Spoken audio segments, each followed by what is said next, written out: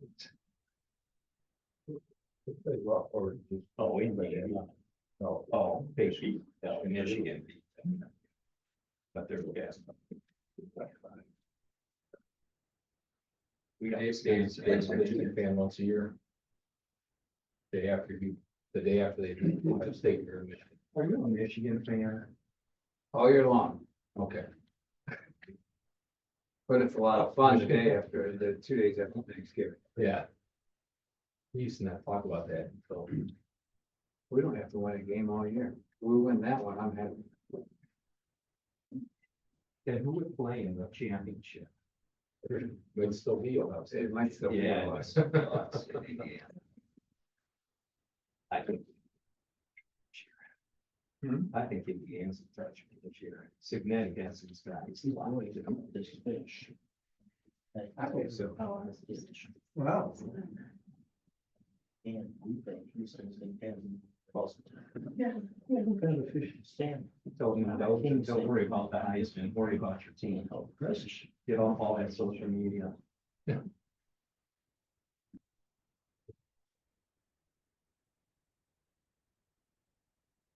It's 6:30. All right. I want to welcome everybody to the Munster Town Council regular meeting of November 3rd, 2025. Started at 6:30 p.m. Wendy, could you please call the roll? Counselor Hopper. Here. Counselor Gardner. Present. Counselor Nellens. Present. Counselor Peterson. Here. Counselor Shaken. Here, if everybody could please rise, we're going to have a moment of silence for your loved ones and then followed by the Pledge of Allegiance.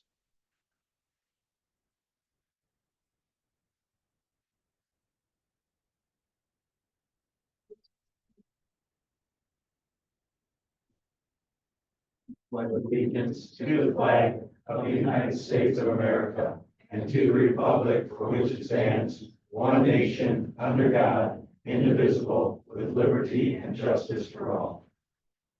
I want to thank everybody that showed up today.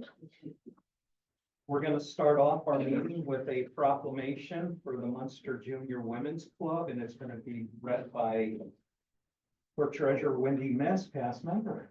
I've never been a member. I always would love to be a member. Oh, not past member, but new member. Along with my life. You see, they meet at the same time that council meets. It's always been a conflict. I would love to join. It's a great group of women. And I am very flattered and honored that you asked me to read this. So this is a proclamation recognizing Munster Junior Women's Club Week. Whereas the Munster Junior Women's Club has served in the Munster community since 1965 by raising funds, making new friends and associations, and learning new things about our community and other topics through partnerships and guest speakers. And the Munster Junior Women's Club holds monthly meetings during the year to serve Munster and plan and organize fundraisers.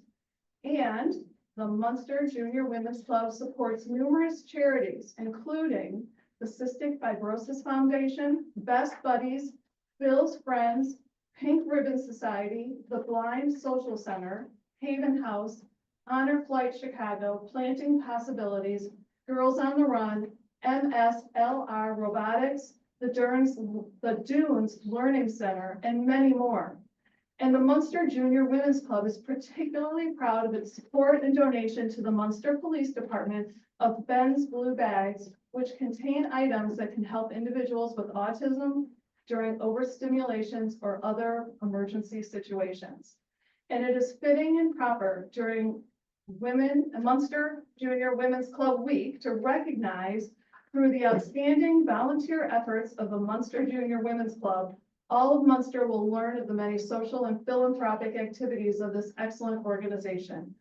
And Munster Junior Women's Club Week is an opportunity to encourage Munster women to consider joining the Munster Junior Women's Club now. Therefore, be it proclaimed, I wish I had a bell or something, be proclaimed that the Town Council of the Town of Munster hereby proclaims November 3rd through November 9th, 2025 as Munster Junior Women's Club Week in the Town of Munster, and encourages all citizens to join together to give back to the community in many ways that is personally meaningful. At this time, can I call for a vote Motion to approve the proclamation. Yeah.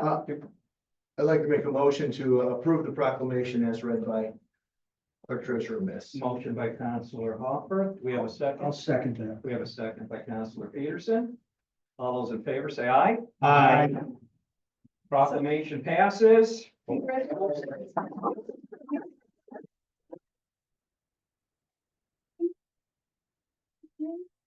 They're in the middle of the meeting, so so come on up, let's get a photo or two and.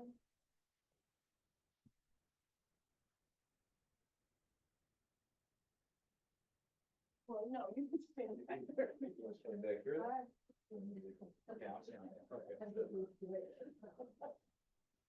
All right. Oh, who's got a camera to take a photo? Well, all I can take a photo, but. Here, I will take a picture. You guys are the star of the Oh, show. it's your open house. So, all right. Dave, come on, Then I can keep it out. come on over. Dave, are you in this one? Okay. Is that good? Come on in. Come on.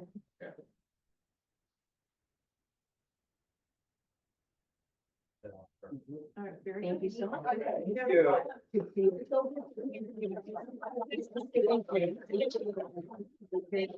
you for everything you do. Absolutely. Yeah. Yes, we see them at every firehouse. I just saw them all working hard at the fire station open house. They help out with National Night Out. They're tireless volunteers.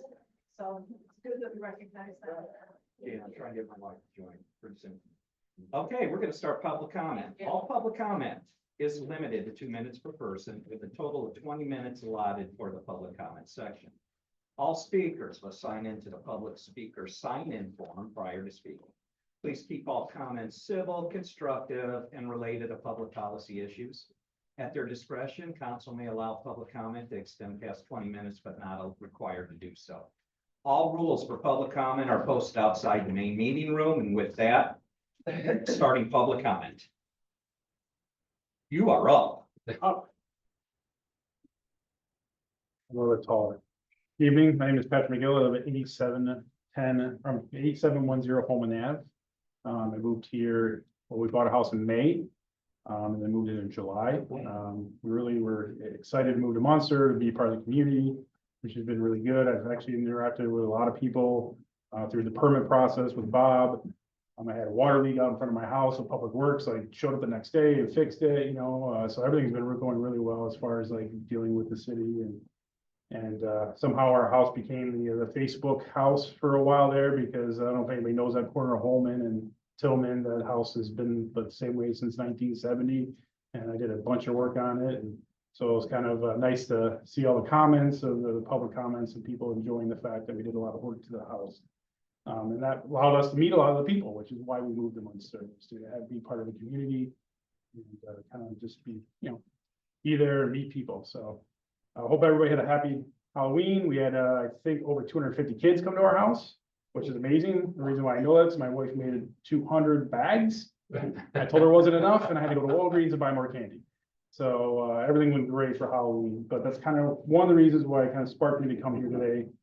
Like I said, we moved here in July, and since then, on our block of Holman, we've had 2 accidents by cars. One, I watched a gentleman run through a stop sign because he was speeding and ran into a grandmother and her grandchild, and the grandchild happened to be sitting on that side of the car. Horrifying, right? And then the second thing that happened was somebody was speeding down our block, a gentleman, and ran into my trailer and flipped his car right in front of my house. No. I didn't realize Holman was that busy as a traffic road before I bought the house. That's fine, obviously we live in a busy area of the town. But with that said, the issue is more the speed. And I, as I've talked to a lot of my people around me, I've read, You're fine. about 50% of the people kind of live around me.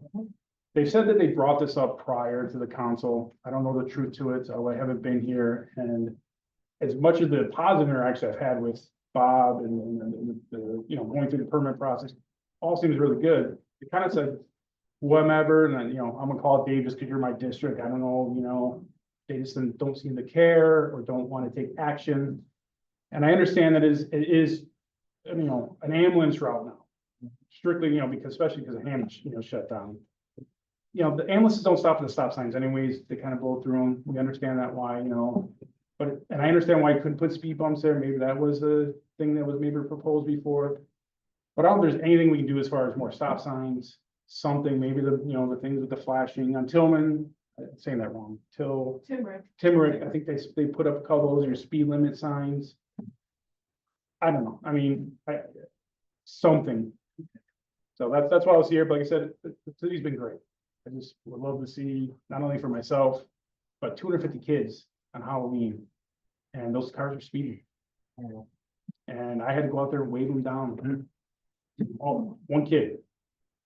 And we would have a wholly different conversation. Thank you so much. Well, welcome, and we will look into it with the police department. Thank you.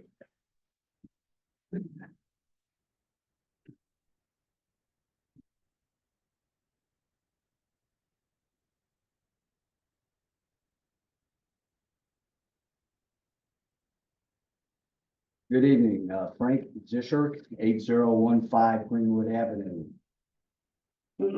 I want to raise a straightforward public safety issue. Next door to me is a very large tarp structure, about 100 feet long and 8 feet high, that isn't anchored at the bottom. When the wind picks up, it blows several feet onto my property. I have a short video that shows it clearly. Mr. President, I approach the dais to show council my behalf.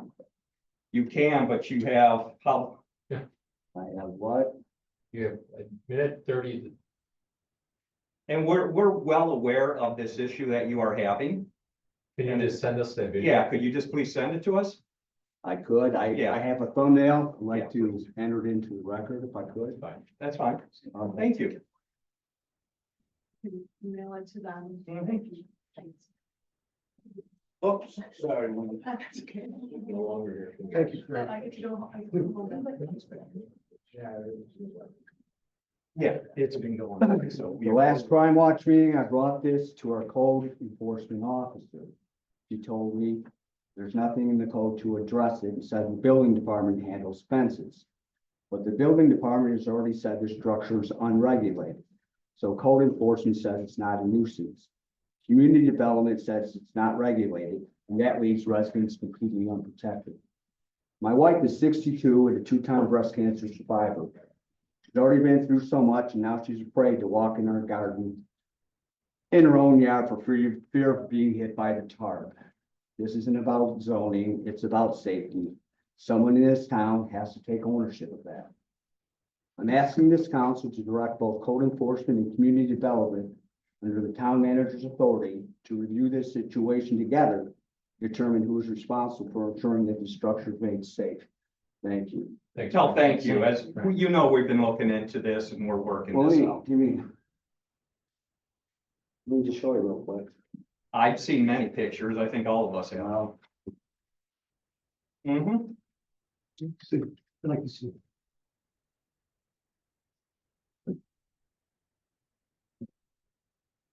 Is there a residence next door to you? That is. Yes. Mm-hmm. And I've been out to see her, thanks. Yeah, thank you. No, it's not. Very good. Well, I think that's the end. That is the end of that. So the answer is you're just well aware of it, and you're looking into it. Yes. Anybody else for public comment? Going once, going twice.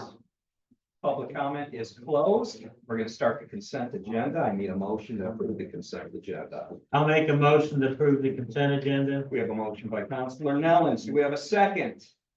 I will second that motion. Second by Councilor. Didn't even think. Gardner. Gardner. Any conversation?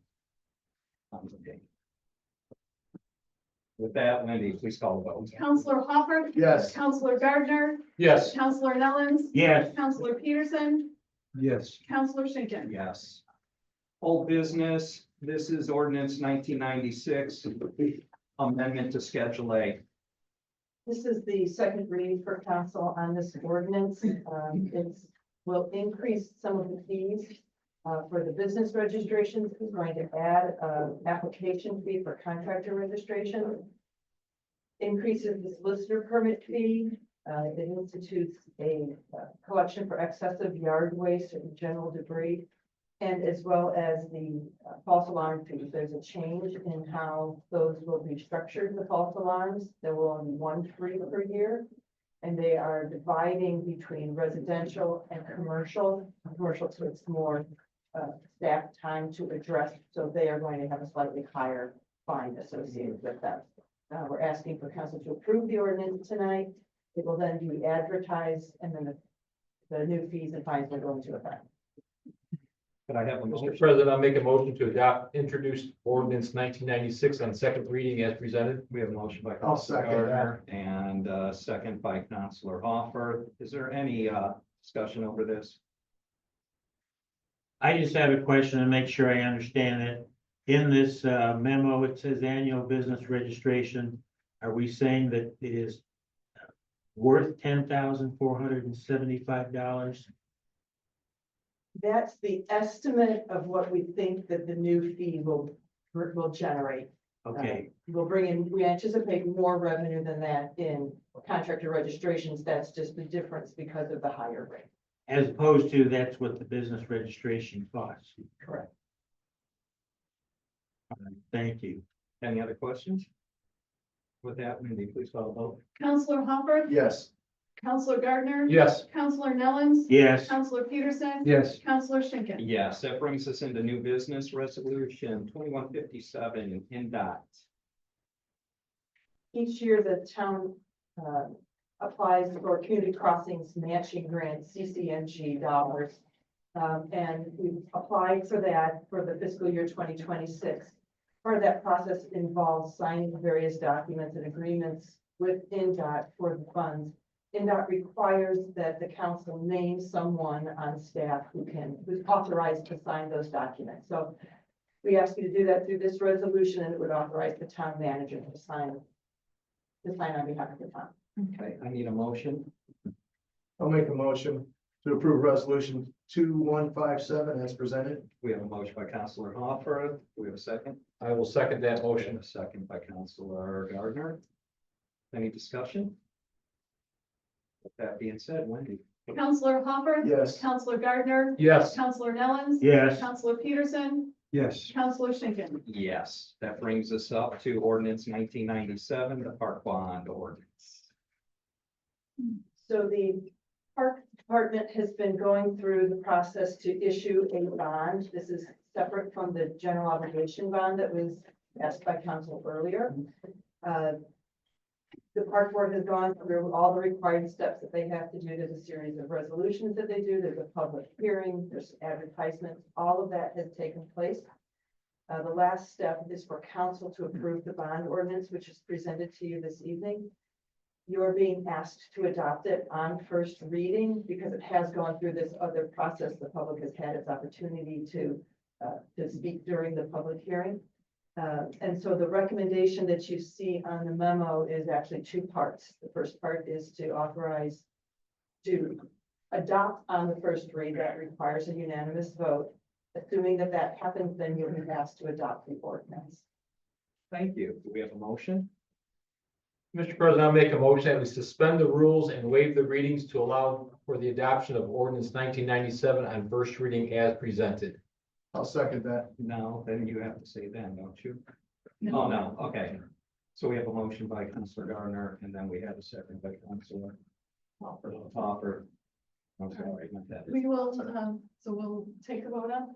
The only thing I want to say, can people hear me in the back? I do not have a microphone. I just want to make sure if you can't hear me, just raise your hand. I'll talk louder. Okay. Any discussion? If this doesn't pass this evening, what does that mean?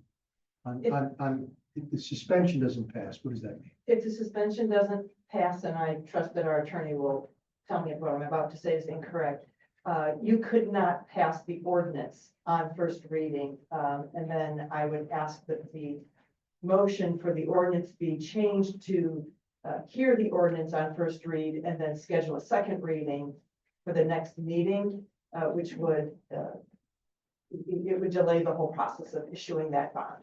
Refresh my recollection. What's the urgency with passing this tonight?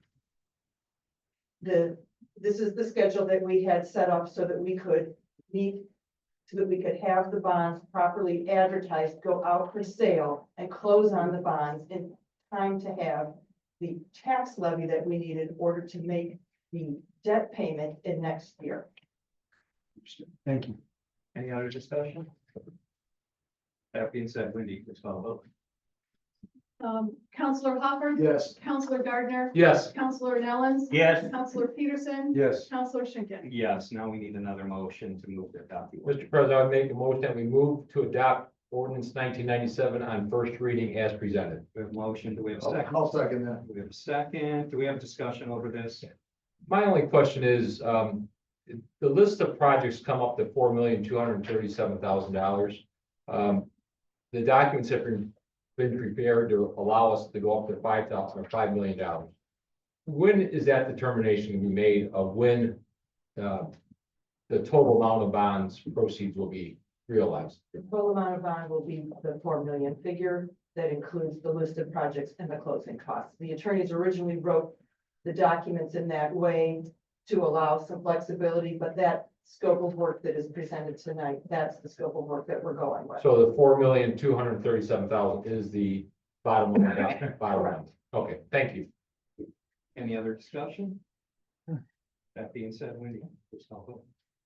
Counselor Hopper. Yes. Counselor Gardner. Yes. Counselor Nellens. Yes. Counselor Peterson. Yes. Counselor Schinkin. Yes, that brings us up to ordinance 1998, additional appropriations. So, this is a process council has gone through numerous times. We are seeking additional appropriations, which is the permission to spend money that we already have on hand. This is for two funds. One is for the debt service fund that's associated with the water bond that was issued earlier this year. The first debt payment is due January 1st, 2026, which means we have to make that payment in December. So we're looking for the permission to spend the money to make those debt payments. And then we're looking for $81,000 in the Community Capital Development Fund to cover the true-up portion that goes along with the Axon body cameras and for some other software licensing. This is the same process that you followed in the past. You're asked to have first hearing on the ordinance tonight and then schedule a second read for the next meeting in November along with the public hearing. That being said, I have a motion. I'll make a motion to hear proposed ordinance 1998 for additional appropriations on first reading and schedule a public hearing and second reading for November 17th, 2025. So we have a motion by Counselor Hopper. Do we have a second? I'll second that We motion. have a second by Counselor Nellens. No, I'm not gonna say names anymore. Any discussions? With that being said, we have a vote. Counselor Hopper. Yes. Counselor Gardner. Yes. Counselor Nellens. Yes. Counselor Peterson. Yes. Counselor Schinkin. Yes, that brings us up to ordinance 1999, 2025 budget reduction. So this is the process that council has gone through before as well. Each year when we review the funds, we do this usually at the beginning of the year and then at about this time of year. We're looking not only for what do we need permission to spend, but what are we not going to spend? What budgets can we reduce? And that's what this ordinance will do. We've listed several funds here, including the general fund, MVH, the restricted and the unrestricted funds, the park and recreation fund, the wheel tax, sewer maintenance, redevelopment, bond reserve, the economic development bond reserve, redevelopment operating, the main TIF fund, water cash operating, and the self-funded health insurance fund. For most of these funds, what is not going to be spent, what we are able to reduce are from payroll costs. When we put a budget together, we have to assume that we're going to have all of this, will be fully staffed. But throughout the year, we were not fully staffed. We had natural turnover. We had, with the police department, we had authorized up to 50 officers.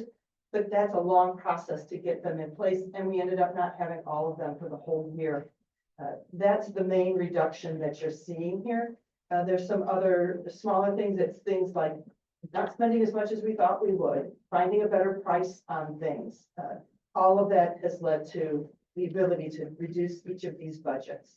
So you're asked to have first hearing, first read on this ordinance, and then adopt it at the next regular meeting. May I also point out that the self-funded health insurance for $166,889, that was an insurance premium holiday that the AIM Medical Trust gave to all the participants. We, as a town, don't pay for the month of November, nor do our employees for their health insurance. So the health insurance has done a good job of estimating and bring money in, but they had too much, so they're giving it back to us, and this is a good way of doing it, so. Well, thank you. With that, I need a motion. Mr. President, I would make a motion to hear proposed ordinance 1999 for budget reductions on first reading and schedule the second reading for November 17th, 2025. We have a motion. Do we have a second? I'll second that motion. We have a second. Do we have any discussion over this? I have a question. Are these actual dollars or budgeted dollars? This is budgeted dollars. So we have cash available, but we know we don't need to spend it. So that cash is gonna stay in the bank.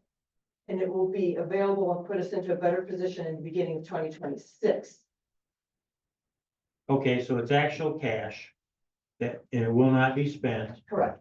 and it's in the bank, Mhm.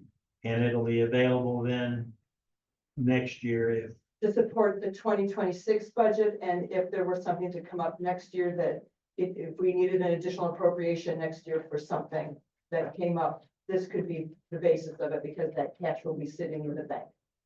okay, thank you. Any other discussion? So these numbers are basically numbers in addition to the hard work you guys did in trying to cut some costs that we discussed earlier. These are things that you guys also found that we're able not to spend. Yes. Is that what you're saying? That's fantastic. news. Beautiful. Thank you. Great job. Any other discussion?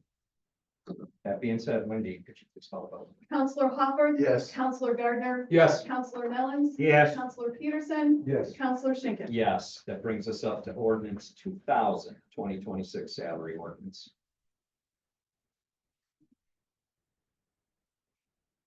So each year, cities and towns are required to adopt a salary ordinance. It has to be, there are certain things that by statute have to be approved the year before it actually happens, and that's all compensation for elected officials. You also need to set the police pension base. That all has to be certified before January 1st of the coming year.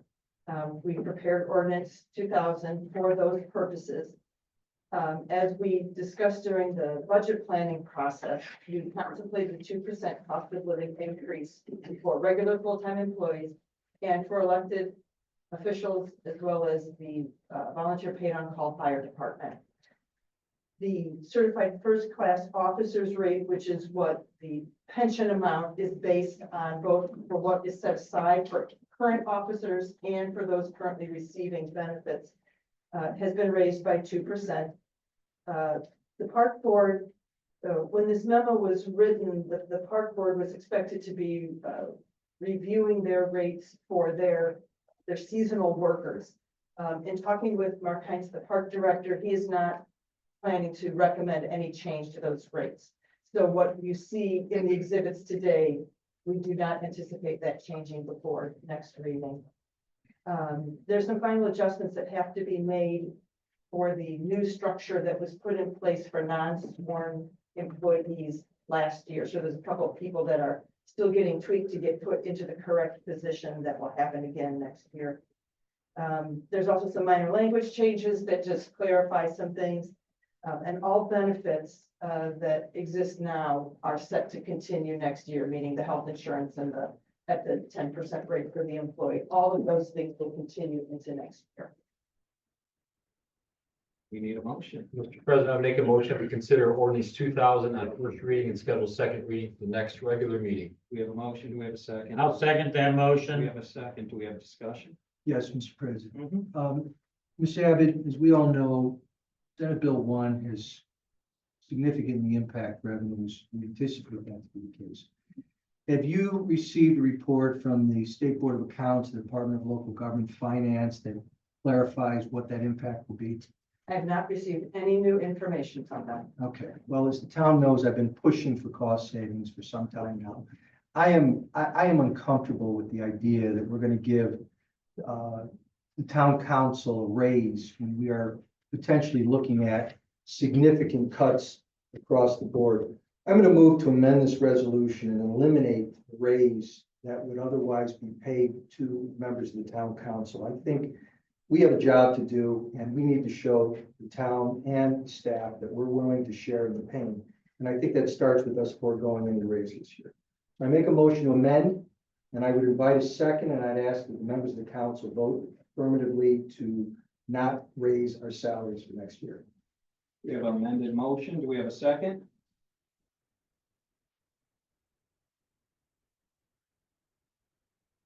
We have a second. I see that dies for lack of a second. Any other discussion over this?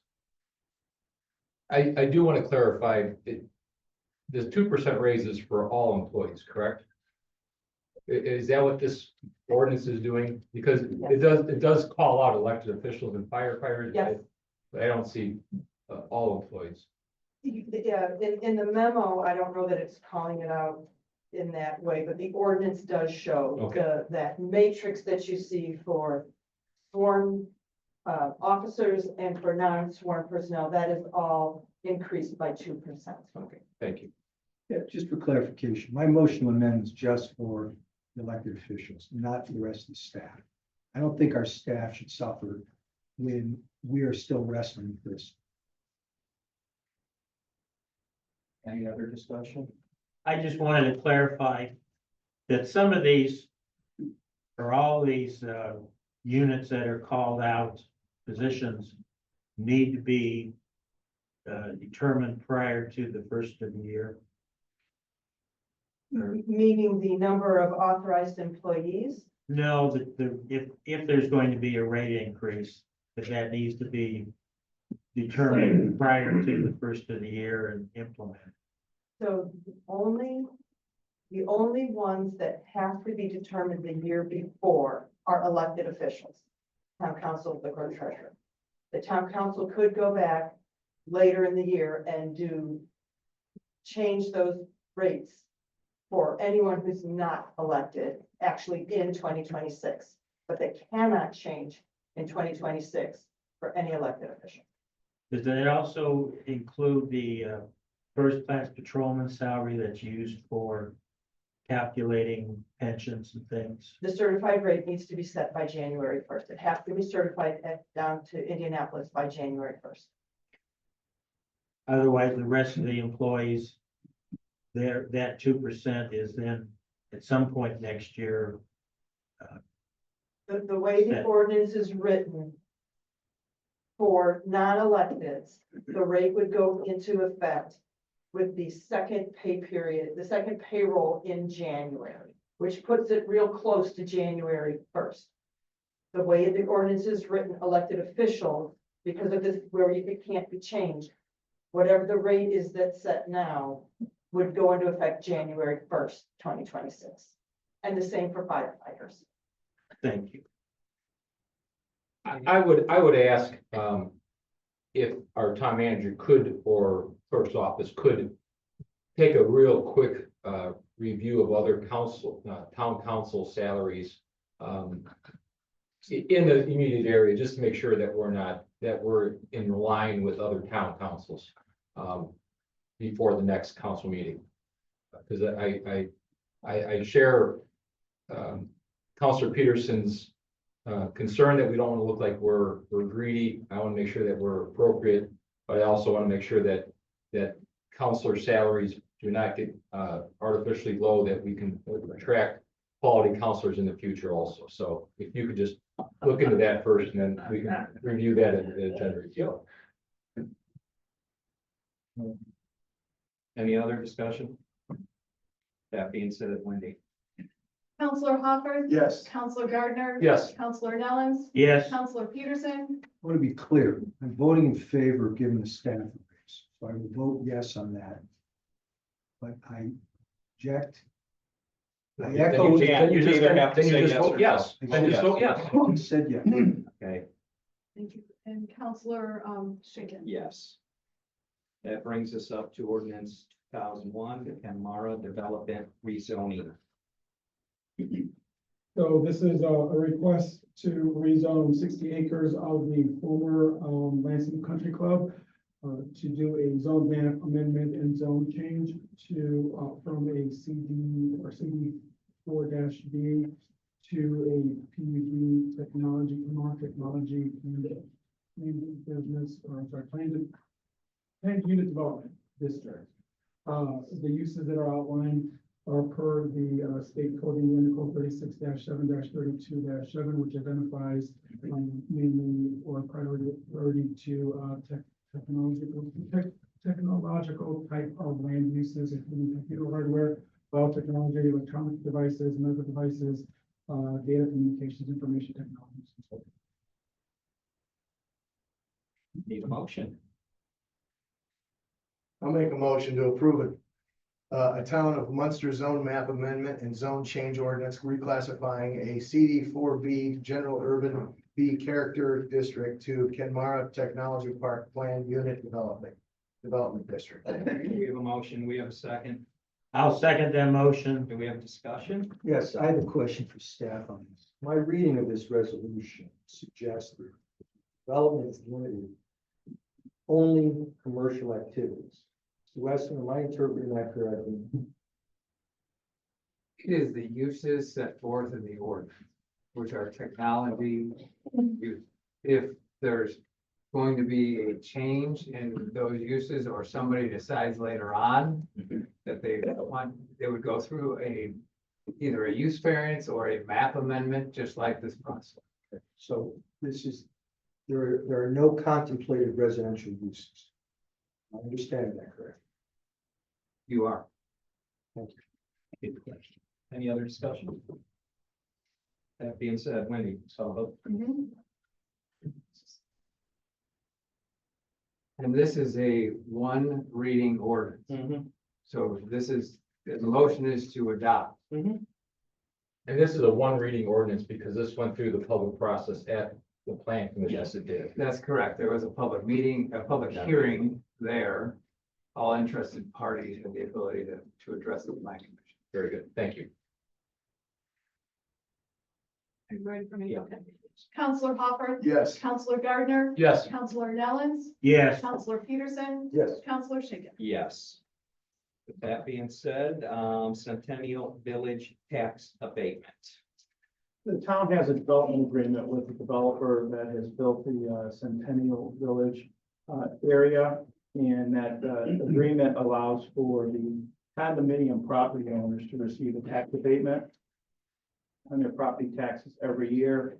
And in order to do that, the town council has to approve this, and a form has to be submitted by the taxpayers to the county. So what you have in front of you is a form with that request. It lists all the owner occupied units. Community development staff went through that list. There are some units that we know are rental units that would not qualify for the abatement. So community development was able to confirm that those units are not included in the list. So the list only includes those that are owner occupied, which are the ones that are eligible for the abatement. Thank you. I need a motion for that. I make a motion that we find Centennial Village CV Development Limited Liability Corporation and others to be in substantial compliance with the tax abatement requirements and authorize council president to sign the compliance with statement of benefits. We have a motion. Do we have a second? I'll second that Do motion. we have a second? Do we have any discussion over this? With that being said, Wendy, please call the roll. Counselor Hopper. Yes. Counselor Gardner. Yes. Counselor Nellens. Yes. Counselor Peterson. Yes. Counselor Schinkin. Yes, brings us up to opiate fund request. So the town receives a portion of the national opioid settlement. We started getting distributions in 2022, and they are to continue through 2038. Over the life of the distributions, we should get a little bit over $355,000. Before any of those funds can be spent, the council has to approve the use.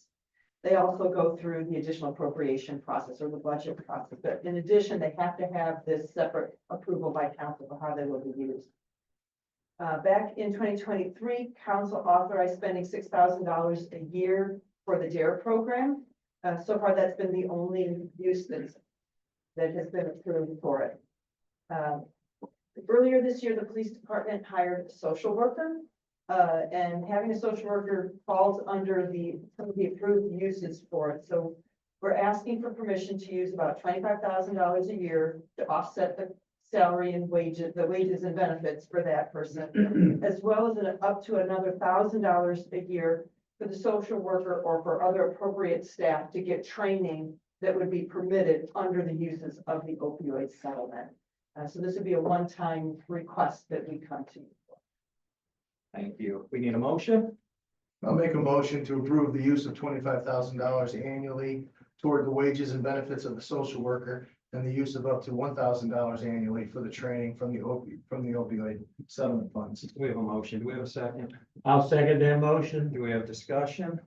Mr. President, I have a question for our chief of police. Chief Shepherd, how many officers have CIT certification? We're still in the process, but I would say at least 10. Okay, and that's crisis intervention training, correct? Correct. I understand Officer Reimers just got it recently. Right. I saw that. So you've got him with certification, you've got another 9. But we usually put 2 through the force office. So we'd have 10 out of our 46 officers with that type of training. Fair, Yeah, go ahead. But we're not quite at that number, but yeah, go ahead. okay. Is it fair to say that we have an officer with CIT training on patrol at all times? Not yet. When would be- I can't say that confidently. when would you expect that to occur, please? Hopefully by next year, yeah. Thank you. Any other questions? With that, Wendy, please call the vote. Counselor Hopper. Yes. Counselor Gardner. Yes. Counselor Nellens. Yes. Counselor Peterson. Yes. Counselor Schinkin. Yes, that brings us up to our last Barnes and Thornburg lobbying agreement. For several years, the town has engaged the law firm of Barnes and Thornburg to provide legislative services, commonly known as lobbying services. They monitor legislation affecting our municipality, and they would represent us in the legislature and meet with our legislators to advocate for our interests. We're going to be asking you to consider terminating that agreement. There's 2 reasons for that. One is that their services can be valuable, but they're not necessarily needed on a continuous basis because we're not always dealing with legislation constantly that's affecting us.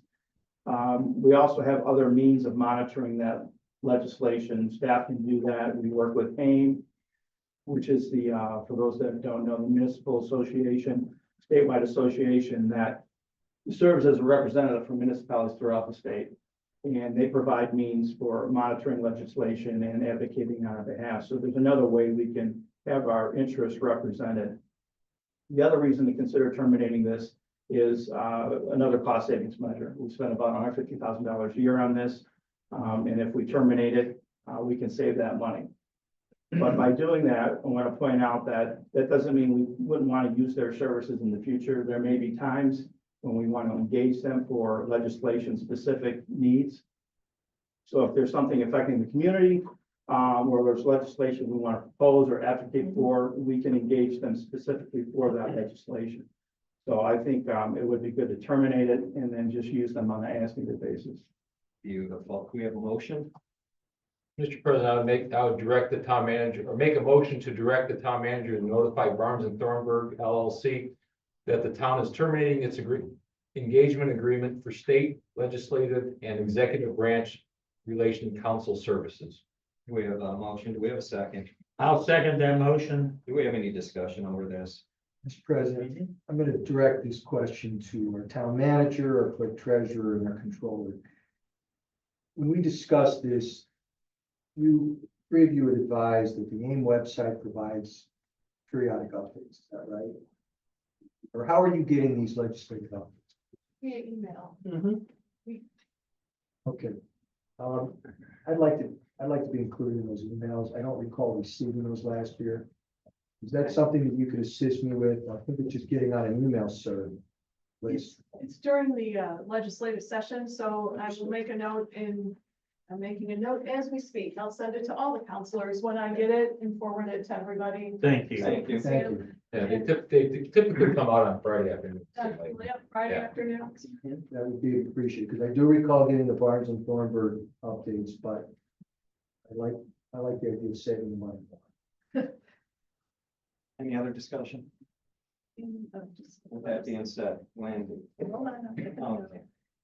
I'm making notes today. All right, Counselor Hopper. Yes. Counselor Gardner. Yes, Counselor Nellens. Yes, Counselor Peterson. Yes. Counselor Schinkin. Yes, that brings us up to reports. Anybody have a report? I always look at you first. I know. I just wanted to share that a couple weeks ago, several of us did go to the AIM Idea Summit. It's a great opportunity for clerk treasurers, town managers, counselors, other leaders within organizations there to just not only network, but to get some additional knowledge. There was a lot of focus on the sessions on Senate Bill 1 and what we can do regarding it, but there are also numerous other sessions that we find very interesting, including things like utilizing AI. There was something we learned about road construction. I mean, things that are beyond what normally I go to conferences for. So I always find it very enjoyable, and it was very filled with a lot of knowledge. So I appreciate the town support letting us go, and not letting us, but going to this. Yes, cybersecurity, there was just, a lot of proactive things. So, okay, that was my report, I believe. if I could make a couple announcements, of upcoming meetings. Next Monday at 4 o'clock will be the first meeting of the Sustainability Committee here in town. That is a group of chamber representatives, school town representatives, students. We'll be meeting 4 o'clock here in the main meeting room. Also next Monday, November 10th at 7:30, the Munster Civic Foundation is putting together a community grant program to encourage to advertise for new events for next year. If you or members of the community or other groups that you're involved with are interested, please go to the town's website. The Civic Grant Program Guide is on the website right now. But next Monday night at 7:30, the Civic Foundation will be having a question and answer period. November 18th at 7 p.m., the Coffee with the Council to discuss boards and commissions. This was announced recently in the News You Can Use, but every year about this time, we have various boards and commission spots that come available. We want to make sure we give a good general overview of what the different boards and commissions are available. That'll be on November 18th, which is a Tuesday night at 7 p.m. And then finally, I want to make another announcement that's on the website. But there's a Town of Munster resident survey about communications, how we communicate with our residents. You're certainly more than welcome to go to the website to look at that survey. Feel free to fill that out. And also each one of the counselors was just given cards like this. I have a QR code at the back. Please come up and get your QR code so you can fill out that survey, because it is important that we find new and better ways to communicate with our residents. So those are the 4 items I had. So thank you for allowing me the time to speak. Any other reports? Portfolio reports. Announcements. All town council meetings will begin at 6:30 unless otherwise noted. Our next town council meeting will be November 17th. Wendy, did you want to talk about the Christmas trees? I can talk about the Christmas trees. That would be under announcement. It would be under announcements. Thank you, Counselor Nellens. Just the Choice Community Council, and now I gotta get my thoughts organized. The Community Choice Council is sponsoring they're going to, sponsor, 6-foot tall Christmas trees in front of Town Hall. It's a shift in the Light the Night. Now Light the Night this year is we're gonna light up, of course, the building, but we're gonna do that before the December 1st town council meeting. I think that the fire chief is gonna escort a special guest over, and they will flip the switch and we will light up the whole building and these trees. Community organizations, businesses can, sponsor a tree. I believe the cost is $100. There's more information in Office of Sergeant Rice weekly newsletter. And, let's see, I think they've got to have it up and running by November 23rd.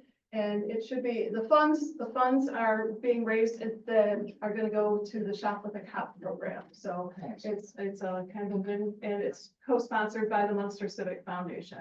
So if you have need any additional information, you can contact Sergeant Grice or myself, or on the news you can use. There's additional information there. So it should be fun. It should be a lot of fun. Other communities do it quite successfully. We're gonna start small and we'll see how it grows. Okay, with that, I need a motion to adjourn. So moved. Need a second? I'll second that All motion. those in favor say aye. Aye. Start the redevelopment meeting. It's gonna be a short little 5-minute meeting. Dan? Mr. Castro, thank How you you for being doing? here. Good to see you. Good to see you again. With that, I am gonna open up the Town of Munster Redevelopment Commission regular meeting on November 3rd, 2025 at 7:20. Wendy, could you please call the order? Commissioner Hopper, Here. Commissioner Gardner, Present. Commissioner Nellens, Present. Commissioner Peterson, Here. Commissioner Schinkin, Here. and our special liaison to the Town of Munster School Board. Man, everybody's fumbling up with your Our, speech. Mr. John Castro, nice to see you, Mr. Nice Castro. to see you all. Thank you. Thank you for attending this evening. Thank you. And with that, we're gonna start off with public comment, and this is gonna be public comment for redevelopment commission only. All public comment is limited to 2 minutes per person, with a total of 20 minutes allotted for the public comment section. All speakers must sign in a public speaker sign-in form prior to speaking. Please keep all comments civil, constructive, and related to public policy issues. At their discretion, the commission may allow public comment to extend past 20 minutes, but not required to do so. All rules for public comment are posted outside the main meeting room. And with that, I'm opening up public comment, redevelopment only. Going once, going twice, closing public comment, consent agenda. I need a motion. I'll make a motion to approve the consent agenda. We have a motion. Do we have a second? I'll second that We motion. have a second. We have any discussion over this? That being said, Commissioner Hopper, Yes. Commissioner Gardner, Yes. Commissioner Nellens. Yes. Commissioner Peterson, Yes. Commissioner Schinkin. yes, we have no old business, no new business. Any reports? No announcements. I need a motion for adjourn. So moved. I need a second.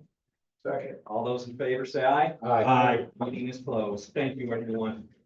Executive session afterwards. Yeah, we got an executive session. We have to do the new picture.